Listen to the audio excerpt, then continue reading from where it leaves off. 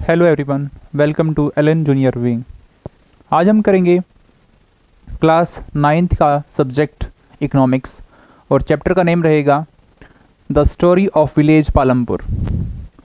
इससे पहले मैंने क्लास 9th की सोशल साइंस स्टार्ट करवा रखी है यूट्यूब के ऊपर, उनकी प्लेलिस्ट बनी हुई है पूरी की पूरी सारी। इसी तरह क्लास 10th की हिस्ट्री, ज्योग्राफी, सिविक्स और अब इकोनॉमिक्स स्टार्ट कर रहे हैं हम लोग क्लास 9 से। सो इससे पहले अगर आपने वो वीडियो नहीं देखी तो प्लेलिस्ट बनी हुई है, आप उनको आसानी से वहाँ से देख सकते हो जिस क्लास में आप लोग पढ़ते हैं। The story of village Palampur के बारे में हम पढ़ेंगे और इसके अंदर हम जानेंगे कि जो पालमपुर विलेज है, जो काल्पनिक विलेज है पालमपुर, इसके बारे में हम पढ़ेंगे कि भाई यहाँ पर किस तरीके से इकोनॉमी चलती है, कैसे कैसे लोग यहाँ पर रहते हैं, क्या वो काम करते हैं, वो सारी चीज़ें हम इस चैप्टर में पढ़ेंगे। ओवरव्यू अगर हम चैप्टर का जानें तो पर्पज़ क्या है हमारा इसका स्टोरी का, इंट्रोड्यूस करवाना सम बेसिक्स कंसेप्ट किसके, प्रोडक्शंस के, ठीक है। And this we do through a story. अब स्टोरी किसकी सुनाएंगे हम, हाइपोथेटिकल्स जो है एक प्रकार से काल्पनिक जो विलेज हमने लिया यहाँ पर पालमपुर। अब ये कोई विलेज है नहीं है इसके नाम से कोई पालमपुर विलेज, बट हमने जस्ट इमेजिन किया है कि भाई हम पालमपुर के एग्जांपल लेकर देखो, ये जो स्थिति है ना जो पालमपुर की मैं आपको बताने वाला हूँ आज इस लेक्चर में, ये बहुत सारे जो है विलेजों की यही स्थिति रहती है, ठीक है। मैक्सिमम कुछ ऊपर नीचे चलती रहती है। तो आगे हम करें यहाँ पर सेकंड में। अब यहाँ से चैप्टर स्टार्ट होता है हमारा। जो फार्मिंग है वो मेन क्या एक्टिविटी है पालमपुर की, भाई फार्मिंग एक्टिविटी सबसे मेन है पालमपुर की। दूसरी हम बात करें यहाँ पर जो एक्टिविटी जैसा स्मॉल स्केल पर ये काम होता है मैन्युफैक्चरिंग का। अब डेयरी आती है इसके अंदर स्मॉल स्केल में, ट्रांसपोर्ट आता है यहाँ का, ठीक है।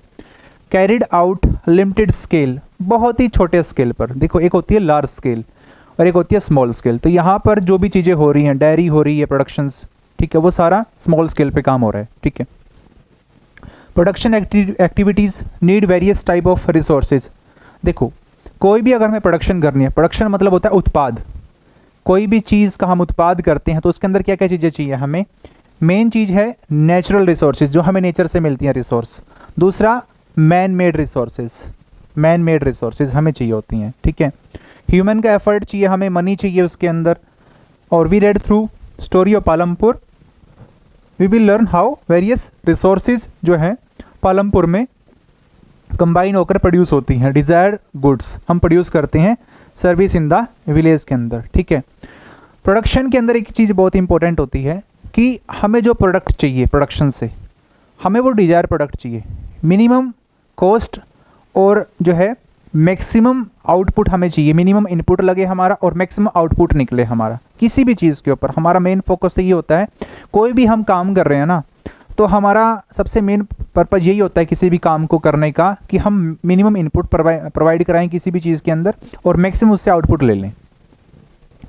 आगे इंट्रोडक्शन करें हम इसका चैप्टर का। पालमपुर जो है वेल कनेक्टेड गाँव है, नेबरिंग इसके जो विलेज हैं टाउन से आसपास। अब जो रायगंज है, रायगंज एक बिग विलेज है एज कम्पेयर टू किसके मुकाबले, पालमपुर के मुकाबले, जो 3 किलोमीटर दूर है इससे। और वेदर जो है रोड, ऑल वेदर रोड यहाँ बने हुए। ऑल वेदर रोड क्या होते हैं, पक्की सड़कें, उसको हम बोलते हैं ऑल वेदर रोड, ठीक है। पक्की सड़कें हैं, कनेक्ट है ये विलेज दूसरे विलेजों से। रायगंज जो है further on to the nearest small town. अब रायगंज जो है एक और पास में है किसके, शाहपुर है, ठीक है। अब हमने पढ़ा पालमपुर जो है 3 किलोमीटर दूर है रायगंज से, ठीक है। पक्की सड़कें हैं एक दूसरे गांव तक जाने के लिए। Many kinds of transport are visible on this road. आपको बहुत टाइप का जो है आपको जो है ट्रांसपोर्ट इस सड़क पे देखने को मिल जाएगा जो पालमपुर की है, ठीक है। सो यहाँ पर बुलकोक आपको कार्ट्स तांगे वाले मिल जाएंगे, बोगी वाले मिल जाएंगे, ठीक है। और लोडेड विद जेगरी, जेगरी क्या होता है, गुड़, ठीक है, जो लोग गुड़ बना के ले जाते हैं, गुड़। और अदर्स जो कमोडिटीज़ हम बात करें यहाँ पर मोटर व्हीकल्स, ठीक है, जैसे गांव में आपको देखने को मिलती हैं जीप्स, ट्रैक्टर वगैरह वगैरह, ठीक है। पालमपुर में वही सारी चीज़ें हम पढ़ रहे हैं, ठीक है, पढ़ेंगे। आगे हम करें जो विलेज है हैज़ अबाउट, अब यहाँ पर विलेज में क्या है 450 फैमिलीज रहती हैं इस विलेज के अंदर, 450 फैमिलीज यहाँ पर रहती हैं इस विलेज के अंदर पालमपुर में, ठीक है। और बिलोंगिंग करती हैं वो सेवरल डिफरेंट कास्ट से, अलग अलग कास्ट के लोग रहते हैं। 80% जो लोग हैं, 80% जो कास्ट फैमिलीज यहाँ पर रहती हैं, उनके पास जो मेजोरिटी की बात करें of the land in the village, अब जो 80 अपर कास्ट फैमिली हैं उनके पास मेजोरिटी ऑफ लैंड है, पूरे गांव का मैक्सिमम जो लैंड है वो अपर कास्ट के पास है, ठीक है। देयर हाउसेज, अब किन के हाउसेज की बात कर रहे हैं, जो बड़ी कास्ट के लोग हैं, अपर कास्ट के, उनके बड़े घर हैं और वो पक्की ईंटों से बने हुए हैं, सीमेंट है, प्लास्टरिंग पक्की जैसे होती है ना, प्लस्तर से मकान उनके बिल्कुल तैयार हैं। किन की बात हो रही है यहाँ पर, अपर कास्ट की, ठीक है। दो ऐसी हैं जो दलित लोग होते हैं, उनके मुकाबले में देखो दलित कितने हैं इस गांव के अंदर, 1/3 दलित हैं, ठीक है। मतलब 150 जो मकान हैं वो किन के हैं, दलित्स के हैं। कहाँ पर, पालमपुर के अंदर जो पॉपुलेशन है यहाँ की। एंड जो रहते हैं ये कॉर्नर ऑफ द विलेज, किसी ये इस गांव के एक कॉर्नर पे रहते हैं दलित लोग, दलित समाज के जो लोग हैं। इनके जो घर हैं वो बहुत छोटे हैं, ठीक है, एज कम्पेयर टू, और इनके घर किससे बने हुए हैं, गैरा से बने हुए हैं, कच्चे मकान हैं। As compare to upper caste के मुकाबले इनके घर बहुत छोटे हैं, दूर हैं गांव से, थोड़ी सी कॉर्नर पे बने हुए हैं, ठीक है। और पॉपुलेशन बहुत ज़्यादा है इनकी, 150 घर जो है फैमिली इन्हीं की है। लेकिन गांव के अंदर एक प्रकार से जो है इकोनॉमिकल फॉर्म है, अगर हम देखें, अमीर लोग कौन है, अपर कास्ट के लोग हैं, और जो गरीब हैं वो लोअर कास्ट के लोग हैं। सो आगे हम पढ़े, यहाँ पर जो एक मेन चीज़ ये है, यहाँ जो है ना इलेक्ट्रिक कनेक्शन सभी के घर में है प्रॉपरली, ये बहुत खास बात है इसके अंदर। इलेक्ट्रिक जो कनेक्शन है वो हर एक घर में आती है, पावर ट्यूबवेल्स चलते हैं उससे, field and the used in various types of the small business, जो स्मॉल बिजनेस के लिए चाहिए मेन ट्यूबवेल्स चाहिए आपको गाँव में, खेतों में जो है पानी के लिए, ठीक है। पालमपुर की बात करें, हैज़ टू, यहाँ पर आपको 2 प्राइमरी स्कूल देखने को मिल रहा है इस गाँव के अंदर, और एक हाई स्कूल है, 1 हाई स्कूल। और यहाँ पर एक प्राइमरी हेल्थ सेंटर भी है जहाँ पर लोगों का इलाज होता है मुफ्त में, रन बाय द गवर्नमेंट, ठीक है। गवर्नमेंट हॉस्पिटल है यहाँ पर, और एक यहाँ पर प्राइवेट हॉस्पिटल है जहाँ पर डिस्पेंसरी है और सिक आर ट्रीटेड, जहाँ पर जो बीमार लोग हैं उनका इलाज होता है यहाँ पर। ये पालमपुर की आपको छोटी छोटी बातें आपको बताई जा रही हैं, ठीक है, कि वहाँ का पूरा विकीपीडिया क्या है उस गाँव का। सीन ऑफ विलेज, आपको ये विलेज कुछ इस तरीके से नजर आते हैं, खासकर जो लोग गाँव से बिलोंग करते हैं वो कुछ इस तरीके से नजर आते हैं। सड़कें होती हैं, आजकल तो सड़कें पक्की हो गई हैं। हरियाणा की बात करें, यहाँ तो 1970 में ही बिजली आ गई थी हरियाणा के अंदर, पूरे गांव, पूरे हरियाणा के अंदर ही, ठीक है।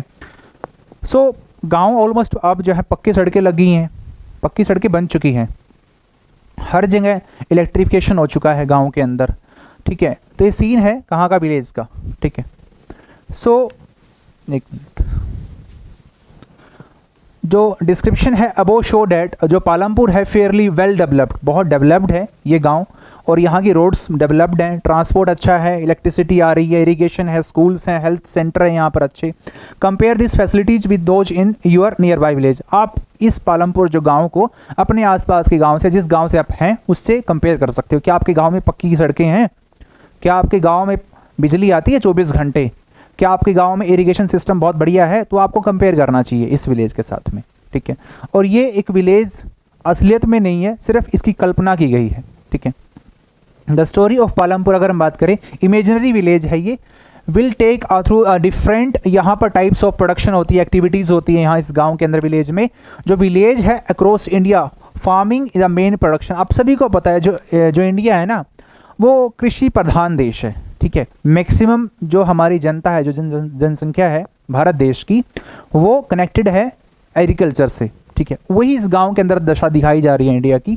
द अदर प्रोडक्शंस की बात करें, activities refer to as non farm activity करें, इंक्लूड स्मॉल स्केल मैन्युफैक्चरिंग होगी, यहाँ पर ट्रांसपोर्ट हो गया, शॉपकीपिंग होगी। मतलब इस कृषि के अलावा, एग्रीकल्चर के अलावा यहाँ पर क्या क्या चीज़ें होती हैं, यहाँ पर आपको ट्रांसपोर्ट फैसिलिटी होगी, मैन्युफैक्चरिंग, जो किनके पास ट्रांसपोर्ट का काम होता है, कोई शॉपकीपर होते हैं, वो भी यहाँ पर चलती है। We shall take a look at both this types of activities after learning. हम बात करें यहाँ पर जो जनरल थिंग्स है अबाउट प्रोडक्शंस, और प्रोडक्शन की हम यहाँ पर बात करें। प्रोडक्शन मैंने आपको बताया कि उत्पाद होता है, हम कहीं पर मैन्युफैक्चरिंग प्लांट लगाते हैं, वहाँ से कोई चीज़ हमारी बाहर निकलती है, उसको हम प्रोडक्शन हाउस कहते हैं, या हमारा प्रोडक्ट कहते हैं। जो हमारी ऑर्गेनाइजेशंस है ऑफ प्रोडक्शंस की, उसके बारे में बात करेंगे। मेन चीज़ क्या होता है, एम क्या होता है प्रोडक्शंस का, प्रोड्यूस करना गुड्स, और वो कैसा गुड्स होता है, जो जैसा हमें चाहिए। हमेशा हमें वही चीज़ चाहिए होती है ना जो हमें चाहिए। मेन तो यही बात है कि आप कोई भी आपने फैक्ट्री लगा दी है तो आपको पता है कि हमें डिज़ायर प्रोडक्ट क्या चाहिए। तो मेन प्रोडक्शन यही होती है कि कोई भी सामान आपकी फैक्ट्री में तैयार हो रहा है वो हमारी ज़रूरतों को पूरा करे, ठीक है। देयर आर 4 रिक्वायरमेंट होती है। देखो भाई, प्रोडक्शन के लिए ना बहुत इंपॉर्टेंट चीज़ है, प्रोडक्शन के लिए हमें क्या चाहिए मेन तो, ठीक है स्टूडेंट्स। प्रोडक्शन के लिए हमें मैक्सिममली 4 चीज़ें चाहिए बस, इसके अलावा कुछ नहीं, ठीक है। मेन होता है हमारा, मैं आपको बता देता हूँ, लैंड, ज़मीन होनी चाहिए। जहाँ पर अभी आपको प्रोडक्शन स्टार्ट करनी है ना, आपके पास ज़मीन तो होनी चाहिए ना जहाँ पर आप लोग फैक्ट्रियाँ आप लगाने वाले हो, ठीक है। आगे बात करें दूसरा, लेबर। मैं आपको पहले बता देता हूँ कि भाई कौन कौन सी चीज़ें। पहले मैंने बताया आपको लैंड होना चाहिए पर्टिकुलरली, जहाँ पर आपको ये अपनी फैक्ट्रियाँ इस्टेब्लिश करोगे। दूसरा, आपके पास लेबर होनी चाहिए। अब लेबर भी 2 टाइप की होती है, एक स्किल्ड लेबर होती है और एक अनस्किल्ड लेबर होती है, ठीक है। अगर हम बात करें यहाँ पर फिजिकल कैपिटल, आपके पास पैसा भी तो होना चाहिए थोड़ा बहुत, ठीक है, जिससे आप वो काम सेटअप करोगे। फोर्थ हम बात करें यहाँ पर, देखो अब यहाँ पर वर्किंग कैपिटल होती है एक, ठीक है, वर्किंग कैपिटल होगी आपकी। फोर्थ यहाँ पर बात करेंगे ह्यूमन कैपिटल, ये चौथी है हमारी, ठीक है। ये हमारी क्या है, ह्यूमन कैपिटल। हमने पढ़ा हमारे पास जो है लैंड होना चाहिए, दूसरा लेबर होनी चाहिए हमारे पास, ठीक है। तीसरा हमारे पास फिजिकल कैपिटल होना चाहिए, चौथी हमारी जो है ह्यूमन रिसोर्स होनी चाहिए हमारे पास। ह्यूमन के अंदर आपको क्वालिटी होनी चाहिए कि जो भी उस काम को करने वाला है, ह्यूमन कैपिटल, ठीक है, उसको हम बोलेंगे, ठीक है। क्योंकि एक अच्छे आइडिया को लाने के लिए एक ह्यूमन ब्रेन बहुत ज़रूरी है, जो उसको बेस्ट ब्लूप्रिंट तैयार करता है कि हमें काम क्या करना है, ठीक है। अगर हम बात करें यहाँ पर सबसे पहले बात की कि प्रोडक्शन के अंदर रिक्वायरमेंट्स में सबसे पहले आता है हमारा लैंड, ठीक है। फर्स्ट रिक्वायरमेंट हमारी लैंड की है, और लैंड में क्या होता है, नेचुरल रिसोर्स होती है हमारी, जो हमें नेचर से मिलती हैं, ठीक है। नेचुरल रिसोर्सेज उन्हीं को कहते हैं जो हमें नेचर हमें गिफ्ट में देता है। वाटर फॉरेस्ट हो गया हमारा, मिनरल्स हो गए, ठीक है। लैंड पे आपको ये देखने को मिलता है। अब जो भी आप अपना प्रोडक्शन हाउस लगाओगे ना, कोई भी अगर आपने इंडस्ट्री लगानी है, आसपास सबसे पहले आपका लैंड अच्छा होना चाहिए। दूसरी चीज़, वहाँ पर पानी की फैसिलिटी होनी चाहिए, ठीक है। पानी बहुत ज़रूरी है ना, फॉरेस्ट हो गया, मिनरल्स हो गए, ठीक है, ये सब चीज़ें होनी चाहिए। सेकंड हम बात करें यहाँ पर रिक्वायरमेंट्स की, लेबर की।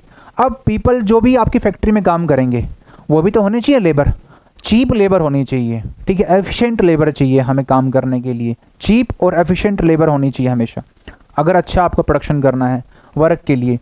सम प्रोडक्शंस की बात करें, एक्टिविटी यहाँ पर रिक्वायर होती है हाईली एजुकेटेड। आप देखो कुछ जगह पर मैंने आपको बताया 2 टाइप की लेबर होती हैं, एक स्किल्ड लेबर और एक दूसरी होती है अनस्किल्ड लेबर। स्किल्ड होती है जिसके पास वेल क्वालिफिकेशन होती है, वेल क्वालिफाइड होती हैं, जैसे हमारे इंडिया में आईटी का हब है इंफॉर्मेशन टेक्नोलॉजी का, तो वहाँ पर स्किल्ड लेबर होती है।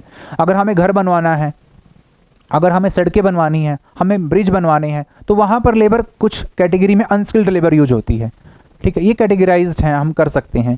टू परफॉर्म की बात करें, द नेसेसरी टास्क, कोई भी काम करने के लिए आपको 2 ही लेबर मिलेंगी, स्किल्ड या फिर अनस्किल्ड, ठीक है। Workers who can manually work, कुछ लोग मैनुअली वर्क करते हैं।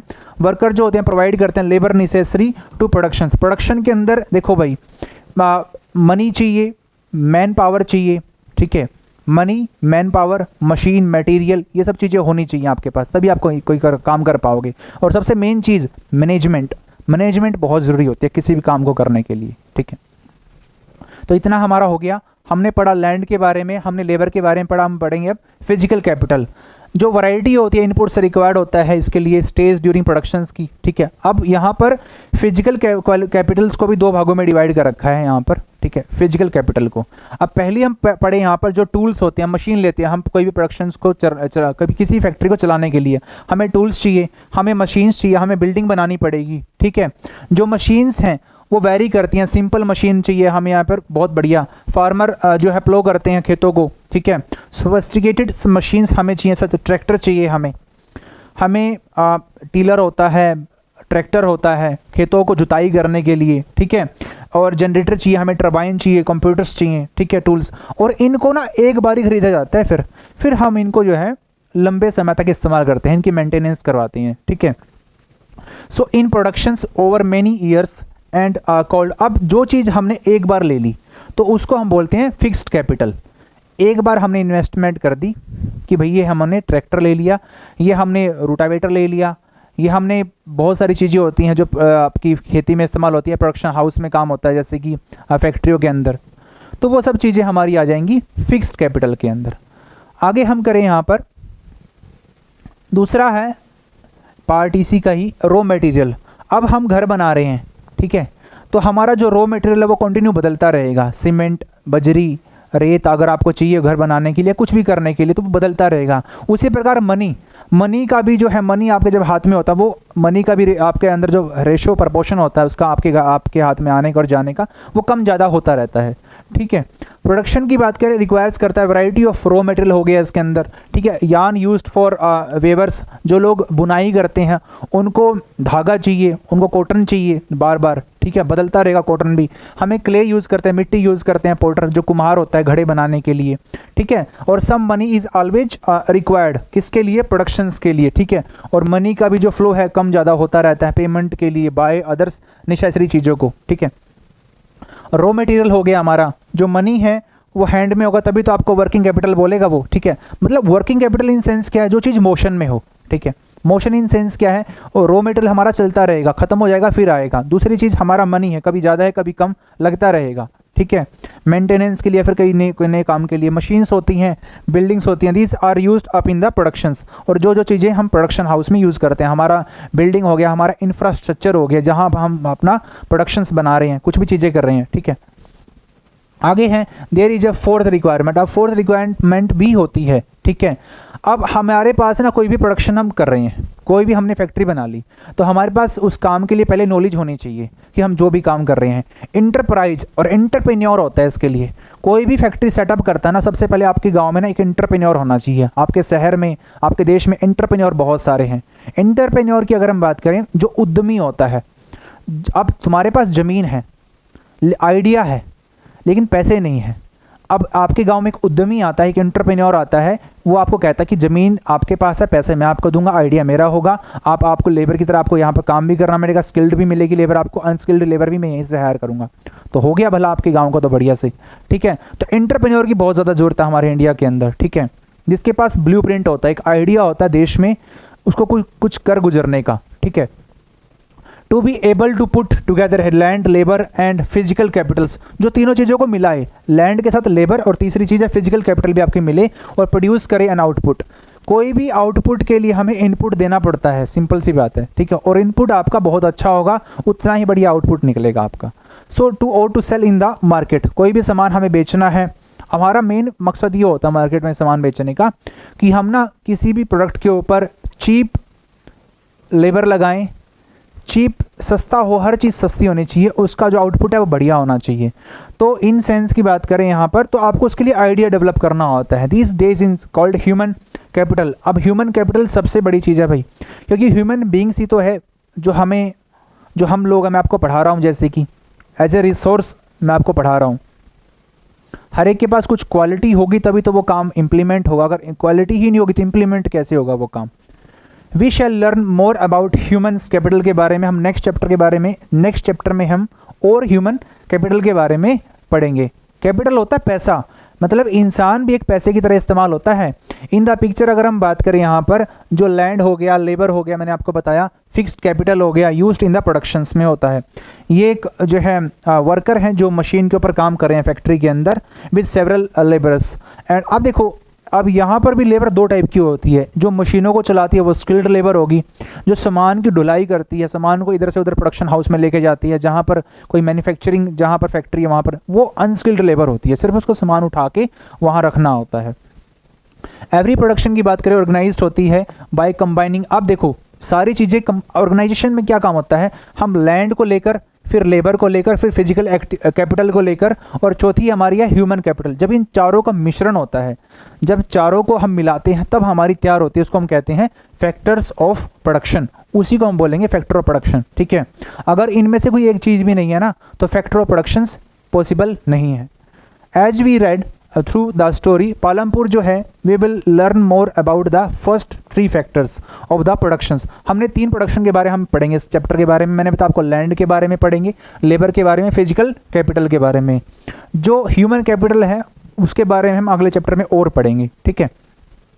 So for conveniences we will refer to the physical capital as the capital in this chapter. तो हम जो है इसके अंदर फिजिकल जो है कैपिटल के बारे में ज़्यादातर पढ़ेंगे. फार्मिंग है, अब पालमपुर के बारे में बताएंगे कि फार्मिंग का जो है पालमपुर के अंदर पूरा का पूरा क्या सीन है. सबसे मेन चीज़ है लैंड. लैंड होता है वो आपको पता ही है फिक्स्ड होता है. अगर लैंड जैसे वेस्ट लैंड होता है उसको हम जो है एरेबल लैंड की फॉर्म में बना सकते हैं, लेकिन थोड़े से एफर्ट लगते हैं उसको उपजाऊ बनाने के लिए. फार्मिंग जो है मेन प्रोडक्शन एक्टिविटी है पालमपुर का. ठीक है, 75% जो लोग हैं पीपल वो किसके अंदर इंडल्ज हैं, वर्किंग करते हैं, dependent on the farming. Farming के ऊपर वो लोग डिपेंड है. लिवलीहुड जो उनका जीवन यापन अब फार्मिंग से चलता है. 75% बहुत बड़ा रेशो होता है किसी भी गाँव के. तो मैक्सिमम लोग इसी फार्मिंग से रिलेटेड होते हैं. दे कुड बी फार्मर्स, या तो वो खुद फार्मर हैं या फिर वो फार्म पे क्या करते हैं, लेबर्स का काम करते हैं खेतों के अंदर. The well being of the these peoples is a closely related to productions to the farms. और इनका सीधा साधा रिलेशन किससे है, हमारा प्रोडक्शन से. किसके प्रोडक्शन से, फार्म के प्रोडक्शन से, जो फार्मिंग से प्रोडक्शन होती है. बट रिमेंबर की बात करें, देयर इज अ बेसिक्स जो है कंस्ट्रेंट होती है रेजिंग फार्म प्रोडक्शंस. जो लैंड अब सबसे मेन प्रॉब्लम भी होती है ना कुछ. अब जो हमारे पास लैंड है वो फिक्स्ड है. तो हमारे देश की सबसे बड़ी प्रॉब्लम ये है कि इंडिया ना डेवलपिंग नेशन है. दूसरी चीज़, इंडिया की पॉपुलेशन है ना डे बाय डे इंक्रीज हो रही है. ठीक है, अब अगर पॉपुलेशन इंक्रीज हो रही है तो लैंड की रिक्वायरमेंट भी बढ़ रही है.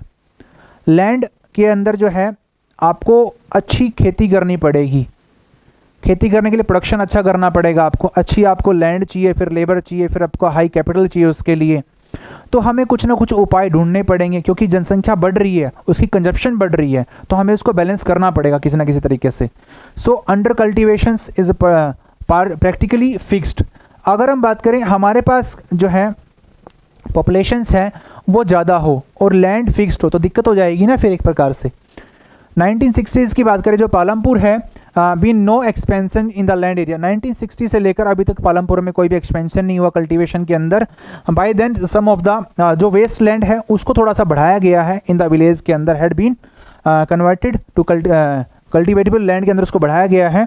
बट उसके बाद कोई भी जो है स्कोप या इंक्रीज का नहीं बढ़ाया गया. ठीक है, जिससे कि हो गया production by the bringing new land under cultivation. कोई नया लैंड कल्टीवेशन के अंदर नहीं लाया गया, जितना है उतने में ही काम चला रहे हैं. ठीक है, अब सबसे बड़ी प्रॉब्लम तो यही है कि आपकी population day by day increase हो रही है आपके गांव की, लेकिन आपके पास लैंड एरिया उतना ही है, तो कंजप्शंस का इशू आने वाला है पक्का.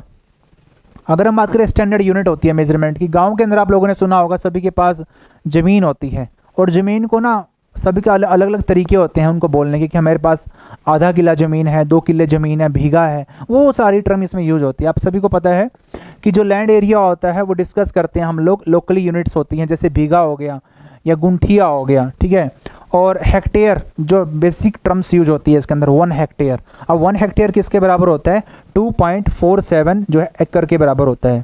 ठीक है, ऑलमोस्ट तकरीबन 2.5 एकड़ ज़मीन होती है 1 हेक्टेयर के अंदर. बट यहाँ पर एक टेक्निकल बात ये कही है, equals area of the square. एक स्क्वायर साइड के अंदर जो मेजरिंग होता है 100 मीटर का, उसको हम 1 हेक्टेयर बोलते हैं. तो 1 हेक्टेयर बहुत ज़्यादा बड़ा होता है, मतलब 2.5 एकड़ ज़मीन है. अगर हम बात करें जैसे हरियाणा में 2.5 किले ज़मीन कहते हैं, एक एकड़ इजकल टू 1 किला कहते हैं. ठीक है, सो आगे हम ये मैंने आपको बेसिक बातें बता दी कि कुछ लोग उसको जो है भीगा कहते हैं, कुछ कुंठा कहते हैं. ठीक है, so is their way of can grow more from the same land. क्या हम जो हमारे पास लैंड है, जो हमारे पास ज़मीन का टुकड़ा है, क्या उसके अंदर हम और ज़्यादा जो है प्रोडक्शंस कर सकते हैं. मतलब पर्टिकुलर हमारे पास ज़मीन है, क्या उसमें और ज़्यादा हम एफर्ट डालकर हाई क्वालिटी की इल्ड वैरायटी की जो हम प्रोडक्शन कर सकते हैं, क्वांटिटी बढ़ा सकते हैं उसकी. ठीक है, क्वालिटी का कोई यहाँ इशू नहीं है, लेकिन क्वांटिटी चाहिए बस लोगों को, जितनी ज़्यादा हो उसके पैदावार हो बस. ठीक है, in the kind of crops grown at the facilities availables. अब देखो पालमपुर के अंदर जो है ना रिसेंबल्स ए विलेज जो है western part of the state. अब देखो इसको हम जो पालमपुर को ना जो यूपी के अंदर जो वेस्टर्न साइड है विलेज, उनसे हम कंपेयर कर सकते हैं उत्तर प्रदेश के साथ. ऑल लैंड जो है कल्टिवेटेड इन द पालमपुर के अंदर, पूरा जो लैंड है वो कल्टिवेटेड है. कोई भी जो लैंड है वो फ्री नहीं है. किसके अंदर, पालमपुर के अंदर. ड्यूरिंग द रेनी सीजन, यहाँ पर रेनी सीजन में कौन सी फसल होती है, खरीफ की फसल होती है. ठीक है, फार्मर्स जो है वो ग्रो करते हैं जवार और बाजरा अपने पशुओं के लिए. ठीक है, पशुओं को भी तो चाहिए ना चारा, क्योंकि पशुओं से ही उनको थोड़ा बहुत बेनिफिट होता है, क्योंकि पशु अगर आप पशुओं को चारा खिलाओगे तो उनसे दूध होता है पैदा, तो वो आपको डेयरी प्रोडक्शन में आपको जो है वो आप चीज़ें उनको इन्हेंस कर सकते हो, ठीक है। So it is followed by the cultivations of the potato. कुछ वो जो लोग क्या करते हैं अक्टूबर दिसंबर के अंदर पोटैटो भी उगाते हैं खेतों के अंदर अपने, ठीक है। खरीफ की फसल उगाते हैं वो रेनी सीजन में, पोटैटो उगा रहे हैं नवंबर अक्टूबर दिसंबर के अंदर बीच में, ठीक है। विंटर सीजन हो गया, यहाँ पर वो रबी की फसल उगाते हैं जिसको हम गेहूँ बोलते हैं, वीट। तो ये 3 चीज़ें वो कर रहे हैं पालमपुर के लोग, ठीक है। खरीफ की फसल उगा रहे हैं, फिर बीच में जो है अक्टूबर नवंबर दिसंबर में वो जो है पोटैटो उगा रहे हैं, और उसके बाद वो वीट को उगा रहे हैं। तो ये 3 फसल उनकी मेन है वहाँ पर। फ्रॉम द वीट प्रोडक्शन की बात करें, फार्मर जो होते हैं keep enough wheat for the family. अब जिन किसानों के पास ज़मीन बहुत ज़्यादा है वो क्या करते हैं अपनी फैमिली के लिए जितना ज़रूरत है वो अपना रख लेते हैं, गेहूँ अपने पास है, बाकी जो सरप्लस की जो होती है consumption sell to surplus wheat at the market, फिर बाकी वो मार्केट में बेच देते हैं, कहाँ पर, रायगंज के अंदर। इतनी पिक्चर आप लोगों को क्लियर होगी पालमपुर की, ठीक है। ये पूरी की पूरी कहानी गांव की चल रही है, शहर की नहीं, पूरे गांव की, कि गांव के अंदर क्या क्या चीज़ें होती हैं। अब यहाँ पर किसी एक विलेज को नहीं पकड़ा कि पर्टिकुलर विलेज को पकड़ लिया हो, क्या पता उसके अंदर कुछ डाटा गलत भी हो सकता था, बट यहाँ पर एक इमेजिनरी विलेज ले लिया। बहुत ही बुद्धिमान तरीके से इस चैप्टर को पढ़ाया जा रहा है कि भाई इस चैप्टर के अंदर जिसने चैप्टर को लिखा उसने अपनी बुद्धि लगाई ना कि भाई कोई किसी के बारे में ऑब्जेक्शन नहीं उठाया, किसी विलेज के बारे में, हम एक इमेजिनरी विलेज ले लेते हैं। अब जिसको जो लगता है अपने विलेज को इससे कंपेयर कर लेना। A part of the land area is also devoted to sugar cane. अब यहाँ पर गन्ना भी उगाया जाता है इस गाँव के अंदर, हार्वेस्टेड वंस एवरी ईयर। और जो हार्वेस्ट किया जाता है, अब गन्ना की जो फसल होती है वो साल में एक बार उगती है, पूरा 1 साल लेती है उगने में। जो शुगर केन होता है रो फॉर्म में या तो उसको बेच दिया जाता है, दूसरा जैगरी गुड़ बनाकर उसको बेच दिया जाता है, कहाँ पर, शाहपुर के अंदर, शाहपुर जो मंडी है वहाँ पर, ठीक है। तो हमारे जो कनेक्शन है ना आम लोगों का, गांव के लोगों का कनेक्शन हमेशा सिटी से कनेक्टेड होता है, क्योंकि सिटी से ही आपका पैसा आता है, ठीक है। आगे बात करें, द मेन रीजन होता है वाई फार्मर्स जो होते हैं able to grow their different crops year. अब यहाँ पर पालमपुर के जो लोग हैं ना 3 फसलें उगा रहे हैं पालमपुर के अंदर, और वेल डेवलप्ड इनके पास क्या इरिगेशन सिस्टम, तभी तो उगा पा रहे हैं। इलेक्ट्रिसिटी यहाँ पर जल्दी आ गई थी इस गांव के अंदर, पालमपुर के अंदर। जो मेजर इम्पैक्ट है अगर हम बात करें, यहाँ पर ट्रांसफॉर्म हुआ सिस्टम ऑफ इरिगेशन, बहुत इरिगेशन ने जो है सिंचाई व्यवस्था बहुत बढ़िया है इस गांव की, तभी तो लोग ये कर पा रहे हैं सारी चीज़ें, ठीक है। यहाँ पर पर्शियन व्हील हो जाता पहले इस्तेमाल होता था, अब यहाँ पर till then used by farmers जो है वो पहले वाटर ड्रॉ करते थे कुओं से, इरिगेट जो है स्मॉल फील्ड्स होती थी। पीपल सा डेट द इलेक्ट्रिक जो है रन ट्यूबवेल सब लग चुके हैं सभी के खेतों के अंदर। अब सभी के खेतों में जो है ना ट्यूबवेल लग गए हैं इलेक्ट्रिक वाले, पानी का जो है मोटर होती है, वो मोटर से बटन दबाओ और आप पानी का इस्तेमाल कर सकते हो आसानी से। सो लार्जर जो एरियाज़ है लैंड मोर इफेक्टिवली, अब वो जो लोग हैं बहुत ही बेहतरीन तरीके से लैंड का यूज़ कर पा रहे हैं, लैंड से आउटपुट ले पा रहे हैं टेक्नोलॉजी की हेल्प से। द फर्स्ट फ्यू ट्यूबवेल्स पहले जो सरकार ने लगाए थे, गवर्नमेंट ने लगाए लोगों के लिए, उसके बाद लोगों ने देखा भाई इसमें तो बहुत बढ़िया सिस्टम है, अपना ट्यूबवेल लगवा लेते हैं, जब जरूरत होगी तब चलवा लेंगे, तब बंद कर देंगे।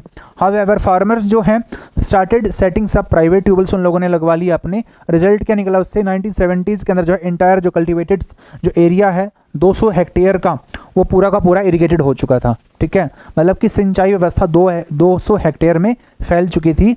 लोगों ने इन्हेंस कर दिया किसको, टेक्नोलॉजी को, अपने सभी खेतों के अंदर उन्होंने क्या लगवा लिए, ट्यूबवेल्स लगवा लिए। पहले सरकार ने लगाए, फिर उन्होंने देखा कि इससे तो बहुत बढ़िया आउटपुट निकल पा रहा है, ठीक है।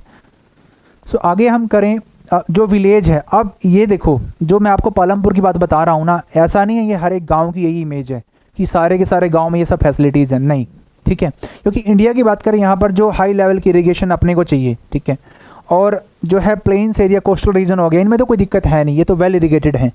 बट देखो हम बात करें हरियाणा की, हम बात करें पंजाब की, हम बात करें वेस्टर्न यूपी की, ये डेवलप्ड और फर्टाइल एरिया, क्योंकि यहाँ पर एलुवियल सॉइल्स हैं। अगर यहाँ पर उपजाऊ मिट्टी होगी तो प्रोडक्शन ज़्यादा होगा, और यहाँ के लोग रिच होंगे तो वो कैपेबल होंगे कोई भी चीज़ को लगाने के लिए, ट्यूबवेल्स लगवाने या उनको या कुछ भी करना XYZ, ठीक है। बट पूरे इंडिया की पूरा जो है ये सीन नहीं होता, क्योंकि यहाँ पर जो प्लेटू है इंडिया के अंदर, डेक्कन वाले प्लेटू हैं, वहाँ पर low levels of irrigation system है, ठीक है। वहाँ की जनता जो है ना उनके पास लैंड है बहुत कम है, बहुत कम मात्रा में उनके पास जो लैंड है। अगर लैंड भी बहुत ज़्यादा है तो वो कल्टिवेटेड नहीं है। इट मीन्स क्या है, वो जो है फर्टाइल सॉइल की नहीं है, उनके पास फर्टाइल लैंड नहीं है, तो वो इतने पैसे इन्वेस्ट करेंगे क्यों जब उनके पास ज़मीन अच्छी नहीं है। इन द कंट्री की बात करें, जो 40% ही जो एरिया है ना इंडिया के अंदर वो इरीगेटेड हुआ है अभी तक। 40% ओवरऑल अगर हम बात करें, 100% लैंड जो हमारा यूजेबल फॉर्म में हो सकता है, लेकिन सिर्फ 40% ही अभी तक हम उसको यूज़ कर पाए हैं। इट मीन 60% जो है लैंड है उसके अंदर बहुत सारी संभावनाएं हैं, ठीक है। So remaining areas farming is largely dependent on rainfall. Maximum जो इंडिया का एरिया है ना वो किसके ऊपर डिपेंड है, रेनफॉल के ऊपर। तो आज भी हम डेवलपिंग हैं, डेवलप हो जाएंगे, लेकिन हम तब कब तक बारिश पे डिपेंड रहेंगे, क्योंकि एक टाइम बारिश नहीं होगी तो सूखा पड़ जाएगा, ड्रॉट हो जाएगा। और मैक्सिमम तभी तो किसान जो हैं वो सुसाइड करते हैं, क्योंकि उनकी फसलें बर्बाद हो जाती हैं, या जितना वो उम्मीद करते हैं अपनी फसलों से उतनी उनकी हो नहीं पाती प्रोडक्शन, ठीक है।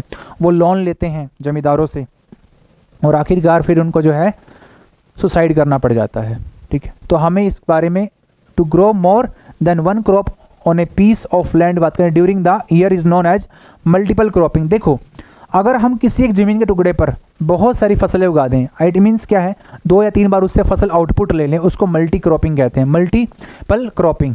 द मोस्ट कॉमन वे अगर हम बात करें यहाँ पर इंक्रीजिंग प्रोडक्शंस की, तो गिवन पीस ऑफ लैंड, हमें अपना जो भी लैंड का टुकड़ा हमारे पास है, अगर हमें उसकी प्रोडक्शन को बढ़ाना है तो उसके अंदर हमें टेक्नोलॉजी का इस्तेमाल करना पड़ेगा, ठीक है। हम ट्रेडिशनल चीज़ों से लेकर नहीं चल सकते उसके अंदर। ऑल फार्मर्स जो है पालमपुर के ग्रो करते हैं एटलीस्ट 2 मेन क्रॉप्स तो उनके पास होती है, खरीफ क्रॉप्स और दूसरी रबी क्रॉप्स होती है। मैनी आर ग्रोइंग जो है पोटैटो भी वो लोग उगा रहे हैं, मैंने बताया था अक्टूबर नवंबर दिसंबर महीने के अंदर जो है पास्ट 15 और 15-20 सालों से वो लोग जो है उन्होंने पोटैटो उगाना भी स्टार्ट कर दिया। मतलब वो थोड़े से उन्होंने टेक्नोलॉजी को इन्हेंस कर लिया, डेवलप हो गए वो लोग, ठीक है। मैक्सिमम यही उगाते हैं हम लोग, वीट हो गया, बाजरा हो गया, शुगर कैन हो गया, एक साल में जिसकी फसल तैयार होती है, पोटैटो हो गई, ठीक है, जो ठंड में ये लोग उगाते हैं। ये डिफरेंट क्रॉप्स हैं।